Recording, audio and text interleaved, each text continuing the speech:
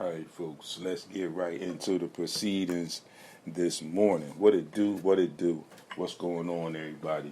It is your boy, SportsRap D, in the building. And listen, got some Eagles talk to get to. Definitely got some Eagles talk to get to, y'all. So you know how that goes. You know how it goes down with that. So we're going to get to doing what we do. So you know where we are. Got the phone number in there. If you can't call in, you can comment right here. I will get to your comments. I'll read as many comments as I can on the air. And we're going to go from there and rock out and do what we do. So listen, we're going to talk. And let's get this thing cracking. News and updates. Noah Syndergaard has signed a one-year deal for $13 million to become a member of the LA Dodgers. Dan and Tanya Snyder likely to sell the Commanders. We're going to talk a little bit about that as the day proceeds. Sean Miller avoids sanctions, but Arizona as a unit will face some penalties. The Heat, Lowell Rich, thanks for tuning in as always.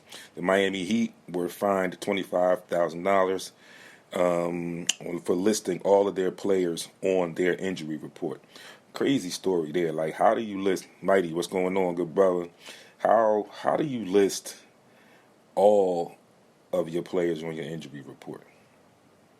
There's no way you can do that. You got to have at least, you got to have at least 7 players to play a game, you know, with all injuries and everything. So how in the world do you list all of your players? I mean, you got a 15-man roster for the most part. So how do you list all of your players as injured? Mind-boggling to me. I don't understand.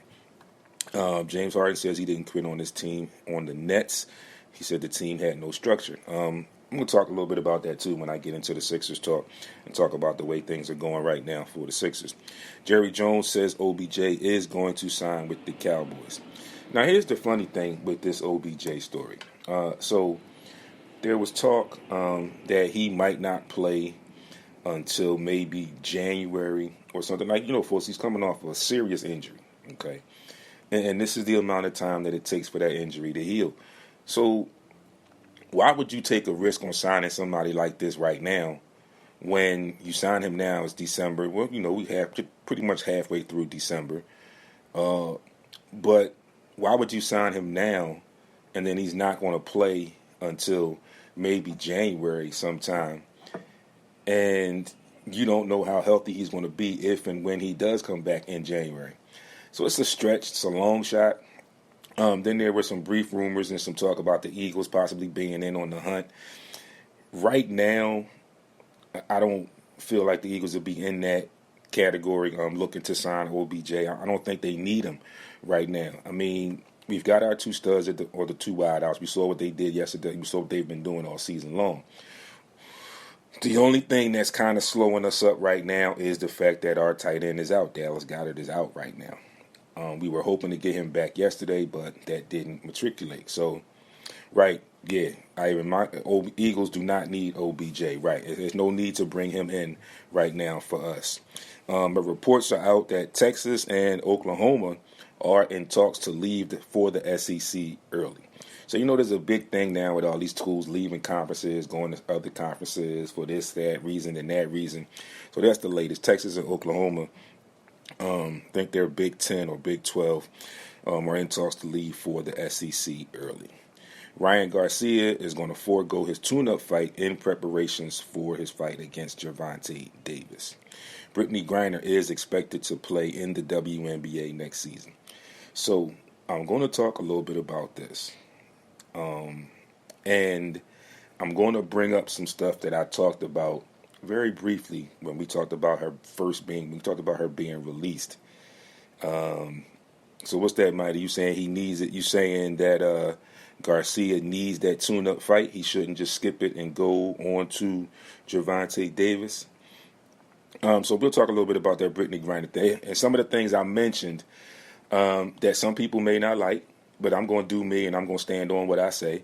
some of the things I mentioned about that situation and her being released when the questions were brought up about the other gentleman that was not also released, that was in prison in Russia longer than Brittany was. So we'll talk about that a little bit down the line. Yeah, I would probably agree with you there, Mighty, and think that he needs that too.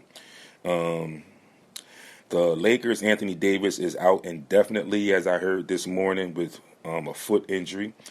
Same old story every season. Injured again. What you gonna do? Well, they think about trading him, as talks had been going on beginning of the season, early the season, and some parts of last season, going into the off season. Will that happen? We will definitely soon see what happens with this situation. Aaron Judge's 60-second home run ball sells in an auction for $1.5 million. Amari Stoudemire was arrested and accused of punching his daughter. Frank Gore Jr. breaks the FBS Bowl record for rushing yards. Messi vows to keep playing for Argentina's national team. The Eagles are one win away from clinching the overall number one seed in the NFC. Speaking of Messi, before I jump into these scores real quick, Argentina, congrats to them for defeating France yesterday and taking the World Cup. I even says he just can't get right and forget. Yeah, it's like I said, if you could just look at all the things that he does and can do on the court, you think, oh yeah, he's solid. He gets all the credit that he should. But the one blemish is the consistent injuries every year. There's something. And it's hard to say what it is, why it is, but for some reason, it just is. It's every year, he gets hurt at some point during the season. Sometimes it's in crucial parts of the season, sometimes it's not. But somewhere along the season, he consistently every year gets hurt. And, it's a thing. Yeah, you could argue that LeBron is fed up, but see, this is what happens when you push the envelope a little bit too much and you put too much input on who you bring to the team. So now it's like kind of the stuff that some of these guys that you brought in, some of these guys that you traded away are progressing in their careers. Like I still say they sorely miss Alex Caruso on that Lakers team right now. But you have these guys that are now coming in that have been there with you for a couple years or so and whatever. And same thing, consistency as far as not good consistency.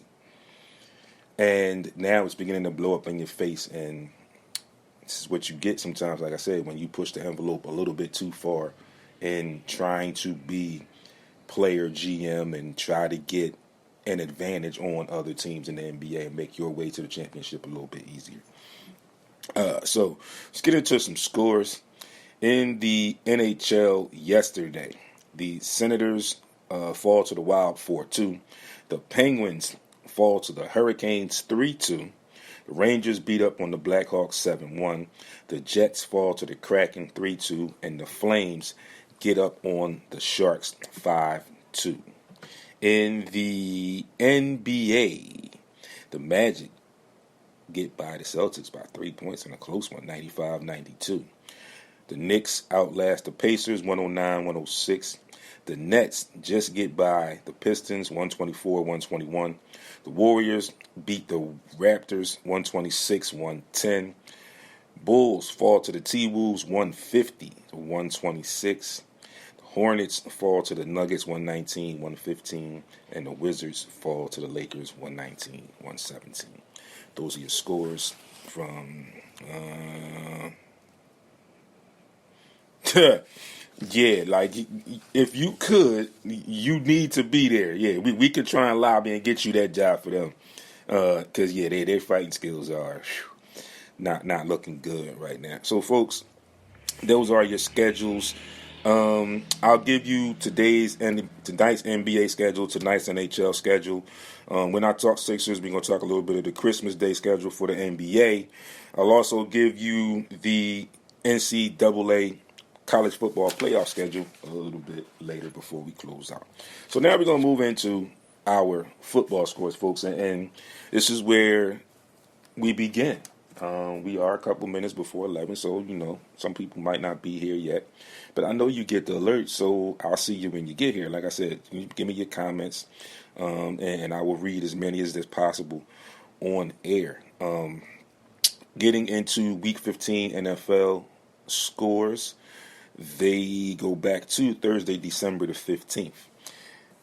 San Francisco, Thursday Night Football, takes that game 21-13. Another good performance from Brock Purdy. Again, I'm not going to say, okay, I'm jumping on ship right now. Two good performances. I give them that. Like I said, I am one to always call a spade and give credit where credit is due. But again, I say, I'm liking, it's fine right now. They have a lot of talent. But again, we know how things change once the playoffs start. So we'll see what happens. But he's doing his thing right now, so, I have no knocks on that. Moving into, some of these games were Saturday, but I'm just going to give you the rundown of the scores because the schedule that came out initially, some of these games had to be determined on them, and we're getting to the end of the season, so they initially didn't peg them or schedule them as Saturday games. They just gave us the to be determined. We got another comment here. Let's see. Dwayne, who was the backup for Philly? Because Jalen Hurts gave me a heart attack last night, and how about the Cowboys? Yeah, we're going to talk about that game. We're going to talk about that. And the Eagles' backup quarterback is Gardner Minshew. He is definitely no Jalen Hurts with the attributes that Jalen Hurts brings to the game. And I wouldn't even necessarily say that he's a Nick Foles, but he is solid. If I had to kind of guess where he might be as far as quarterbacks that have played for the Eagles, just to give some Eagles fans some type of idea of where he is, I would arguably say Mark Sanchez, maybe a touch better as far as quarterbacking overall skills than Mark Sanchez. And then here's the thing. A lot of people might say Mark Sanchez, whatever. I said, but all the times that we had Mark Sanchez here, he was arguably the best backup in the NFL at the time. So you can argue with me or not. That's where I'm going with that. So that's my take on that. Yeah, and it's Gardner Minshew. So it is what it is. Miami falls to Buffalo 32-29. That was a Saturday game. Yeah, I mean, like I said, it's not saying a whole lot. But when Mark Sanchez played for the Eagles, he managed a lot of games. He didn't go out there and lose games for you. Yeah, look, you can stop saying that, all right? I'm not going to read that comment. People see it, they see it, but I'm not going to read that one. Baltimore and Cleveland. Cleveland takes that game 13-3. Indianapolis and Minnesota.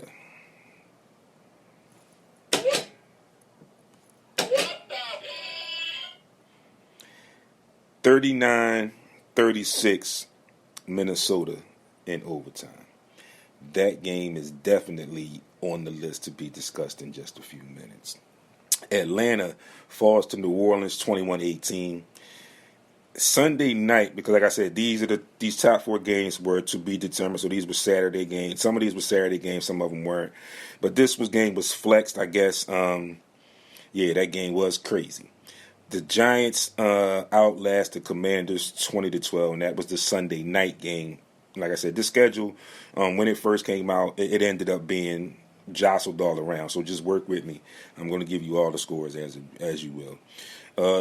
We know the Philadelphia Eagles went to Chicago in the frigid 20-degree weather in a struggle. We're going to talk about this game as well. They take that game 25-20. The Detroit Lions get by the Jets 2017.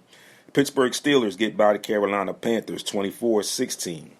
The Dallas Cowboys go down to sunny Florida and lay an egg and fall in overtime to the Jacksonville Jaguars 40-34. We're going to talk a little bit about that game as well. Kansas City gets up on Houston in overtime 30-24. Arizona falls to Denver 24-15. Chuck, EA, my guys, you guys got to win. Looking for you to tune in real quick. We just started, so get on in here. You missed it. You was late last week, so get on in here, bro. I'm looking for you. Arizona, so the Arizona-Denver. Denver takes that 24-15. The Chargers just get by Tennessee 17-14. Cincinnati beats up on, if you will, Tampa Bay 34-23. And New England and the Raiders take that game 30-24 in a crazy ending. Richard Drummond, my guy, thanks for tuning in as always. I think I'm going to add a little bit of this Las Vegas-New England game into the mix. So, before we...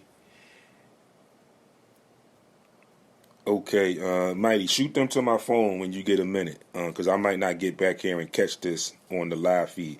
But yeah, when you get a second, just shoot it to my phone, or after the show is over, just shoot them to my phone so I have them, and then I'll put them in my calendar so they'll be in there. Appreciate you.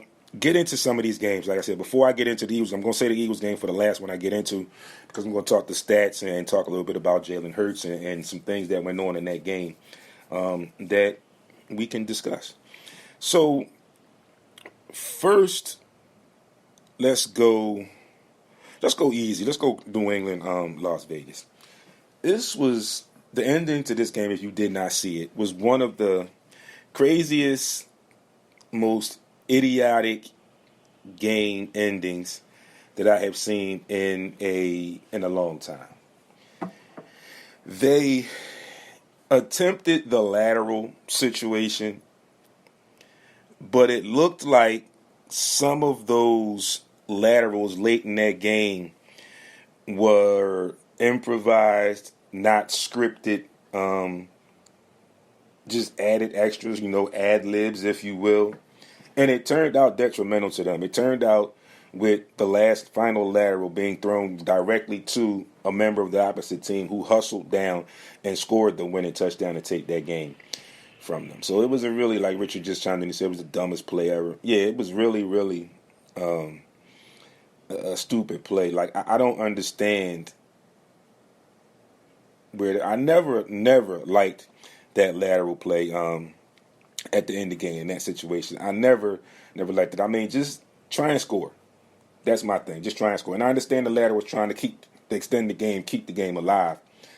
But I just never was a fan of that lateral situation in half times and during games at all. It just wasn't something that I really was attracted to. It's not a good look because things like this can happen. It's very susceptible to turnovers, and like we saw yesterday, it can become critical turnovers. So again, stupidest play, gave up a game, and it's like, really? Y'all, it was tied game. Just go into overtime. Like, you didn't even need to try and lateral. If you're not going to go and try and win it, play for overtime. Play for the extra 10 minutes. For every one time it goes right, 1,000 times it goes wrong. Absolutely. Good comment, Rich. Yeah, absolutely. So again, like I said, they didn't even need to be lateraling to try and extend the game. It's tied up. It's 24-24. You take if you're not going to go to, like I said, if you're not going to go and try to win, take the game into overtime and play the extra 10 minutes. Right, that's why I said, Rich, you're playing for your playoff lives. Take that game into the overtime where you can settle down, run your offense, take a nice drive, and win the football game. You just gave your playoff life away. Like, you just jumped off the roof your own self with saying, oh, this is what we're going to do. We're going to try this. I'm going to jump off this roof and see if we still make the playoffs. We will definitely see. Don't think it's going to happen, but we'll definitely see. Dallas, Jacksonville. Early part of that game, it seemed like Dallas had that game in hand, or would have that game in hand. It seemed like things were playing to what we thought. Cowboys were the more talented team, the more experienced team, and they would take that game when it looked out early. Let's see, Richard again, he says in the Pats game, the Pats were playing really good on defense. It's not like they couldn't get the ball back for right. As I said, you play the 10 minutes. Then there's really no pressure. You play the 10 minutes. Whatever happens, happens. Gives yourself a better shot than playing around with that lateral in that situation. You give yourself a legit better fighter's chance with that 10 minutes. Because like I said, you can run your offense. You can take your time, you can run your offense, and you can play. Like you said, the defense was playing good, so you can rely on your defense to get the ball back if need be. So I don't know what they were thinking there, but it is what it is. Sucks to be them. Again, this Dallas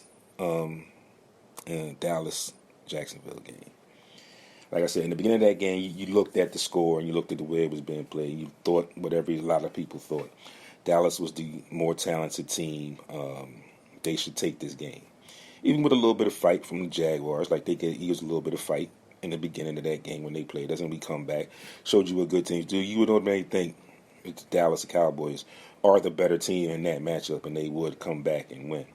Gets late in that game, and the throw that Prescott made, yes, they were, Richard said Dallas was up 27-10, and they do what they do best, give up a lead. Mike McCarthy is a terrible coach, absolutely. And also, Dak throws crucial INT. Yes, that's what I'm just getting into. It's like, I get where some people may argue looking at that play, the coverage on that play, where you might, conventional wisdom, NFL quarterbacks may say, yes, you kind of want to throw that a little low so that if your guy doesn't catch it, nobody catches it. You understand what I'm saying when I talk like that. You understand what I'm saying. But the throw in general was just a poor throw. I can't say much about the attempt, but the throw was poor. And it got tipped up into the air, and it was just really good defense, really good concentration on the defensive secondary, the Jaguars. And they returned that for a touchdown to win that game in overtime. Listen, people will say that Dallas is this, Dallas is that. Just most recently, yeah, it was. Like I said, it was definitely hella concentration, a hell of a grab, snagged by the secondary and that TD return, absolutely. Again, just last week, people were still saying that the Cowboys had a better chance than the Eagles to reach the Super Bowl. We talked about situation in some of the games that the Eagles had where they didn't look their best, and yesterday was another one of those games. But now when you look at these games side by side, you look at the situations,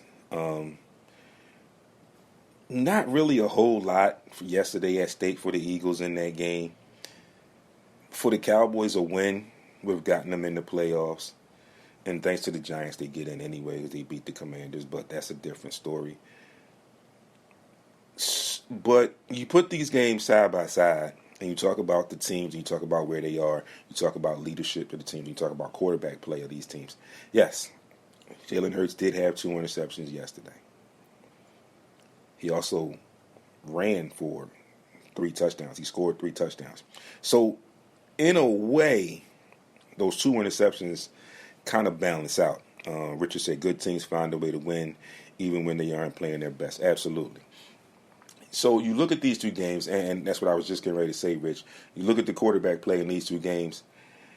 Yesterday, when they had to turn things around, when they had to make plays, Jalen Hurts and his teammates made plays in situations where they needed to make plays to win that game. And like Richard just said, good teams find a way to win, even when they're not playing at their best. And I've been saying this progressively going on through the season, and right now I'm to the point where I'm going to say it on record today, December 19th, Monday, December 19th, 11:12 a.m. right here, live, Facebook Live, SportsRap Podcast, LLC, Heat 100 Radio, heat100radio.com.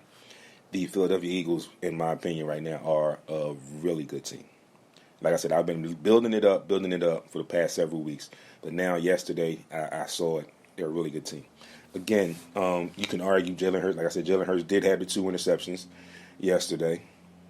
And they were arguably bad throws. When I say arguably, I mean looking at them just on face value, just watching it in regular game speed, you say, oh my God, why did he throw that?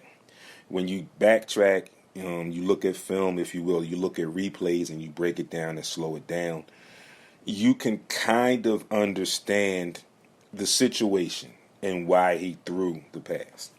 Now, that doesn't say that it still wasn't a bad pass, but when you break it down, you can see and understand a little bit better why he threw the pass that he did. And again, like I said, I'm not taking away from the fact that they were arguably bad passes. I admit that. And I love Jalen, but I admit that. But I said I understood and I understand. Stan Groovy Laws, blessings, and good morning to you. I understood why those passes were thrown the way that they were thrown. And like I said, for the outcome, rather, they were bad passes. The one to Quez Watkins, just not on the same page. You saw that, and you looked at, when they showed the replay on that, you saw the route that was expected to be run, that arguably should have been run, that was not completely run, and that's why Jalen threw that ball there. And then when he heard his press conference at the end of the game, he admitted it. He said his vision was a little poor. He said he made those two throws. They were bad throws. He admitted that. But he bounced back later in the game. And through the adversity, he made plays when he needed to make plays. Let's see. Richard says, in the NFL, 13-1 is hard to do. You have to be a really good team. Can they please stop the wide receiver screens to Quez Watkins with Smith blocking? They never get any yardage, and Smith is too small to block for that particular play. Yeah, I agree with that. I think Mike Quick even said something about that yesterday too, like early in the second half. I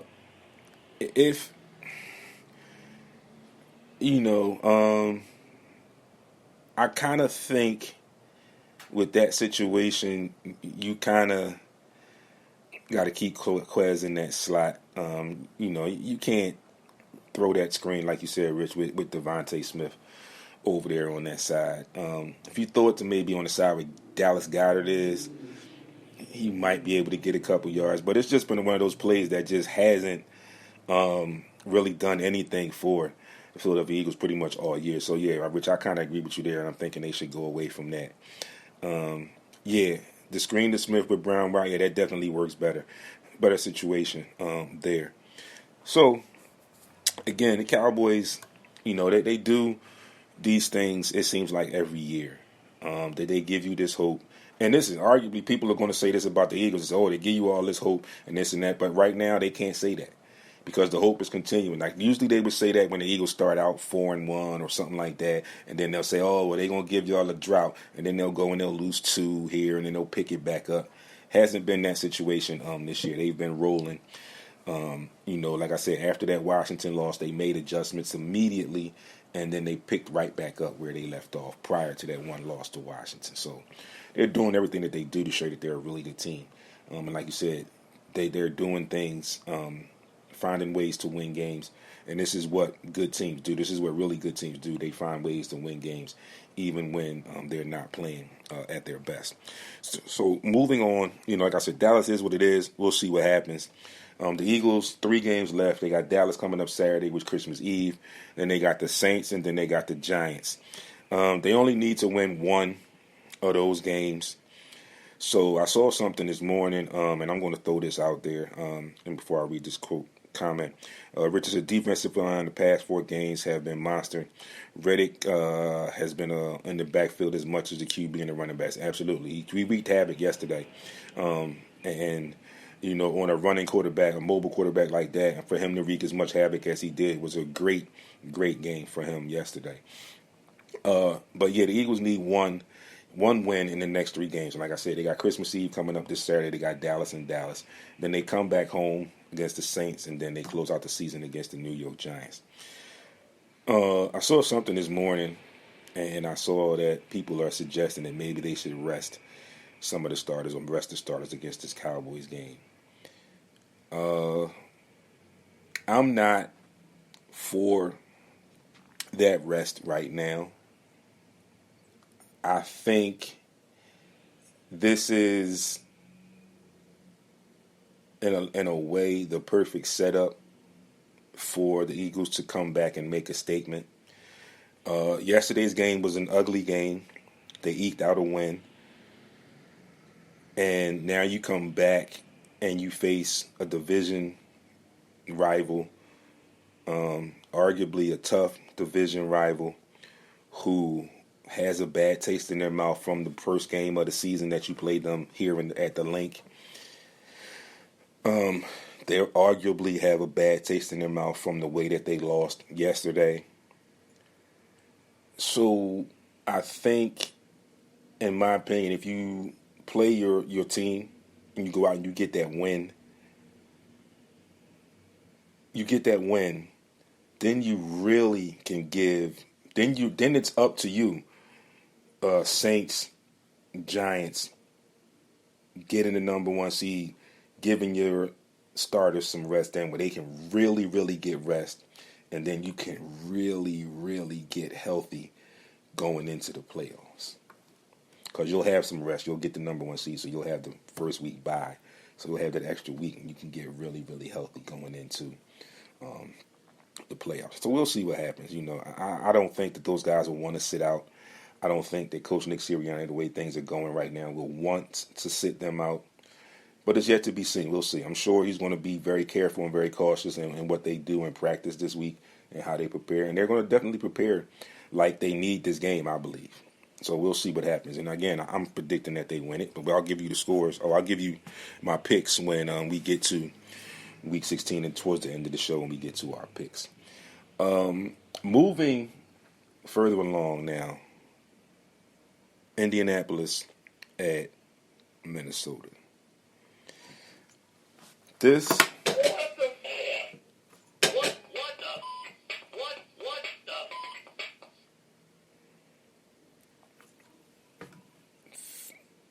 first, let me say, it turned out to be biggest comeback in NFL history. Biggest comeback in NFL history, it turned out to be. Right? So, that being said, we go into what we want to talk about this game. 33-0 at halftime. 33-0. Not 3-0, not 13-0, not 23-0. 33-0 at halftime. You got 30 minutes to close the deal. 2 quarters, close the deal. I don't know what happened on that Indianapolis sideline with that coaching staff. I think Jeff Saturday got overwhelmed, and somehow, some way, they allowed Minnesota to first come back and tie the game and send it into overtime.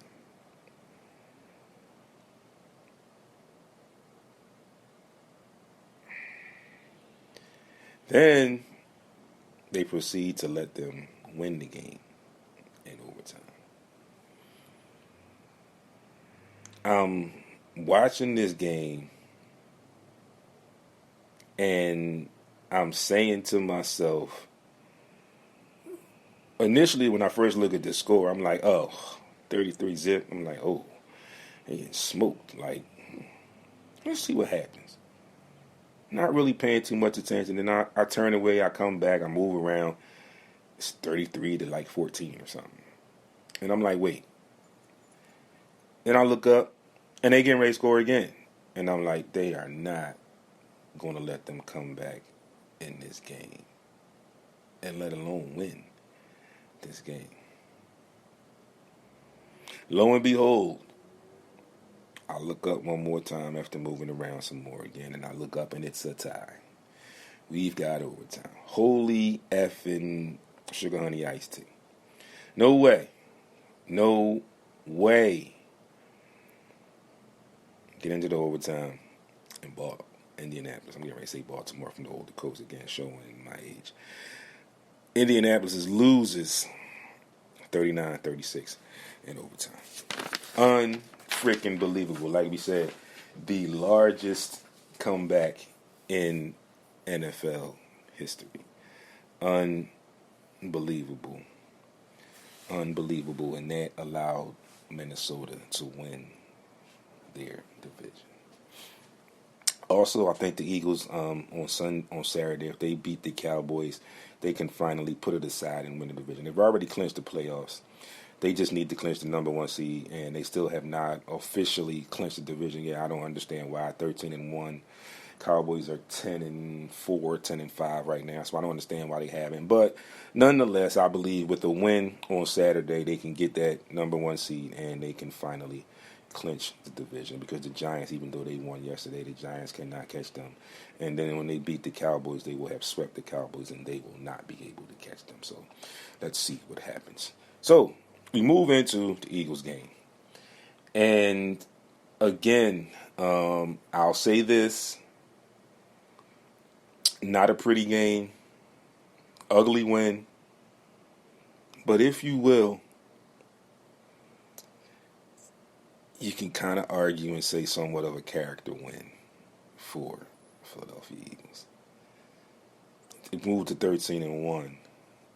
And when I say a character win, I mean that by saying that you played against a quarterback that has similar traits to your own quarterback, and you playing a team that has been improving the past several weeks, a team that in essence really has nothing to lose, a team that has had 2 full weeks to prepare for you.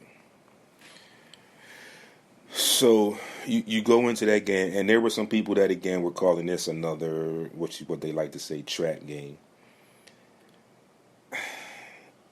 I didn't think that it would be this. It would have been this close, but our offense had to be awakened in crucial moments, and again they did come alive when they needed to come alive, but it took some. Defense woke up early, and the defense was again, in my opinion, had a dominant performance, if you will. And they kept the life in the Philadelphia sideline and the Philadelphia Eagles. And again, like I said, the quarterback play and the wide receivers, they did what they had to do when they needed to. So they stepped up when they needed to step up.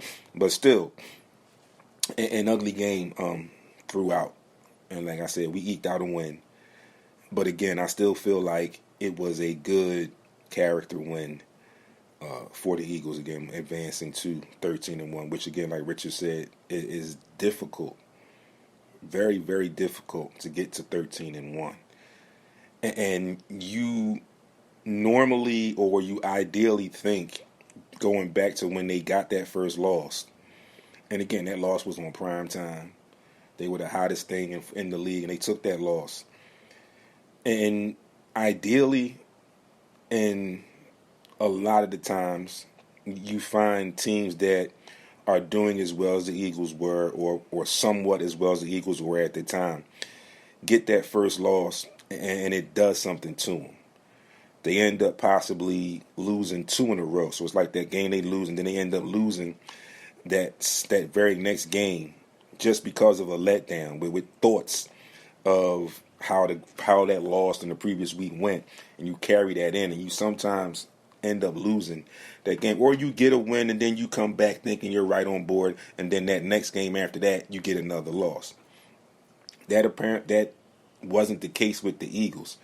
They took that loss, and then they analyzed what went on and how they lost, and they made adjustments, and they addressed everything, and then they proceeded to go on, and then they've been winning again ever since.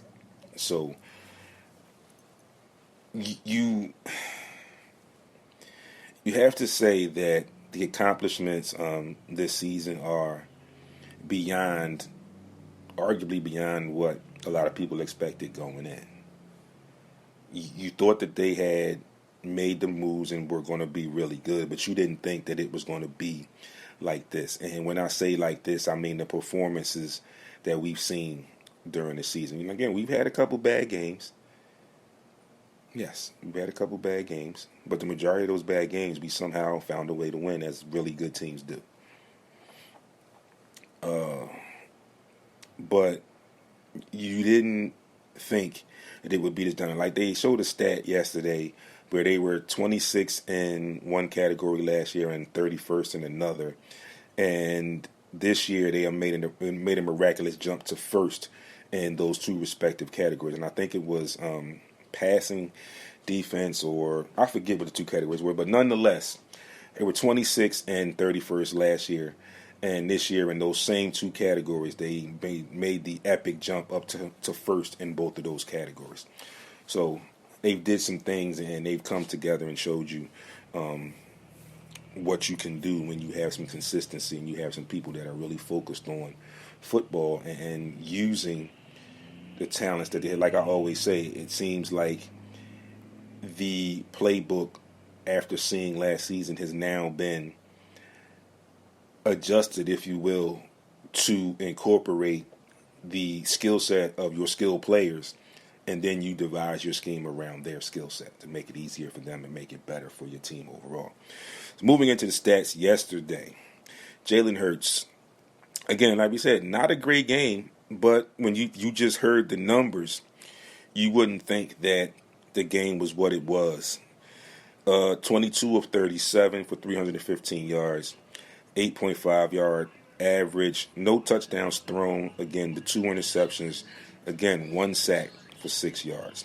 On the opposite side of the ball, Justin Fields, 14 of 21 for 152 yards, 7.2 yards average, 2 touchdowns, no interceptions. But again, a monster day by the Philadelphia Eagles defense. He was sacked 6 times for 61 yards.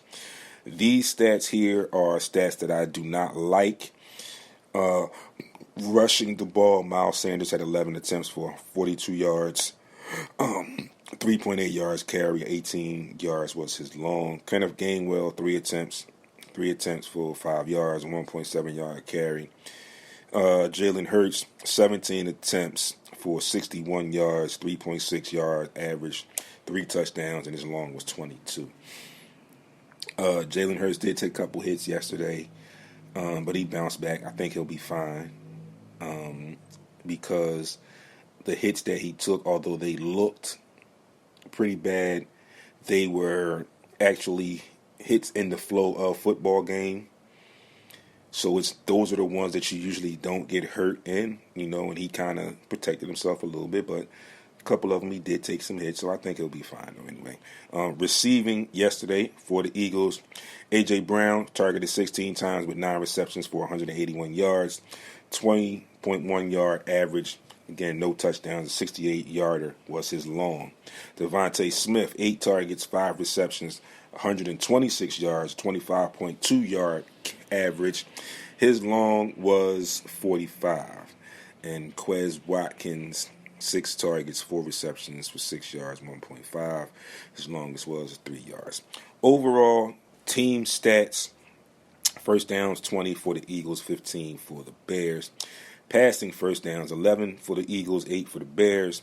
Rushing 8 for the Eagles, 7 for the Bears. Penalties, 1 penalty resulting in the first down for the Eagles, none for the Bears. Third down conversions, 9 of 16 for the Eagles, 5 of 13 for the Bears. On the fourth down, the Eagles were 50% there, 1 of 2. The Bears were 0 of 1. Total yards, 421 for the Eagles, 248 for the Bears. Total passing, like we saw, 315 for the Eagles, 152 for the Bears. Rushing yards, 112 for the Eagles, 157 for the Bears. Penalties, 2 for 25 yards for the Eagles, 6 for 30 yards for the Bears, which is good for the Eagles considering what we saw in the last game and a half. Turnovers, 3 for the Eagles, 1 for the Bears. And that's the number that really will probably stand out to a lot of people, especially, like I said, the 2 interceptions that Jalen threw. canceled them out, in my opinion, by scoring the 3 touchdowns. First 2 touchdowns at the time he scored them. It is really, really crazy how people now are still not seeing what some other people are seeing. This team can sometimes have you on the edge of your seat. It can have your heart racing a little bit. But again, when we look at like yesterday, we look at the Colts game, we look at the Texans game, we look at the Jaguars game, they find ways to win. They have been finding ways to win. It's what they do now. Like I said, now I'm going to say it that I feel like they are one of those really good teams. Again, yesterday's game, not so much a really good-looking game, but I think a character win for the Philadelphia Eagles, if you will. I'm going to take my first break. Antoine Terrell, homie, thanks for tuning in. I'm going to take a quick break, folks. Real quick, like I said, quick break. When I come back, we're going to talk a little bit about Jalen Hurts and his success and how he has emerged as a leading candidate for this year's league MVP. Folks, you are tuned in to SportsRap right here on Heat 100 Radio. It's your boy D. I'll see you on the other side in just a couple seconds, so stay tuned. I'll be right back with you.